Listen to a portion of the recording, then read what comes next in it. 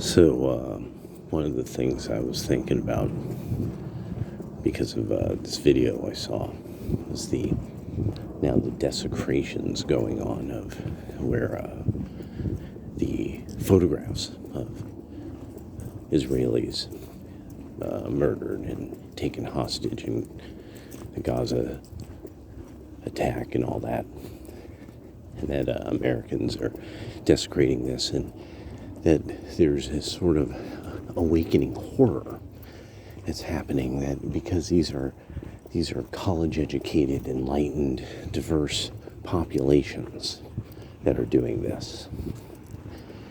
So I think, again, it's good to get across aspects of the culture, because you see a lot of people, they would get kind of sensitive about somebody like me talking about this, but it's like it's one of those things where I'm like, I'm really surprised nobody knows about this, when this isn't really something from the West Coast as much, but solidly East Coast was the 5% nation. Now they're literally their own culture. When you look into them, you'll realize, wait a second, this sounds kind of like, I don't know, rap people. And this is the actual kind of subculture of hip-hop as it got put together kind of as its own organic thing. And it being like a little bit like kind of quasi-Masonic in a way.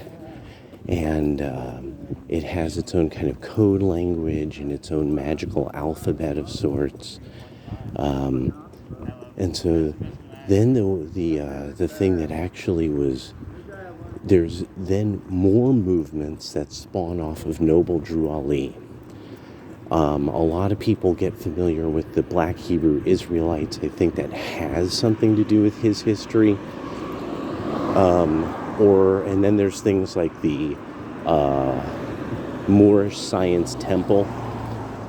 But because people don't really, this wasn't being paid attention to. And I kept bringing stuff like this up. Like, okay, if you don't know about the Moorish Science Temple, about Noble Drew Ali, you really don't understand how BLM is obviously not a legitimate Black American movement. This is something that's being generated by Marxists. And then eventually they came out explaining themselves as Marxists who are into Yoruba religion, into paganism and blood and fire, spell casting, black magic stuff. So now everybody gets kind of how that might influence the culture of a movement. But anyway, liberal Jews need to understand now that they are really seeing this tenuous alliance that they made kind of fall apart, really because they did not want to face the ugly part of political culture. And that Marxists always do this.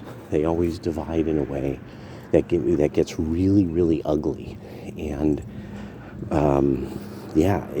they've done this over and over again. Socialist movements, Marxist movements do this, and then it has to be understood. Then you have the issue of something like BLM's money going through the website Act Blue. And if you look up who were the people at Act Blue, this is like the vast majority of them were obviously Jewish people.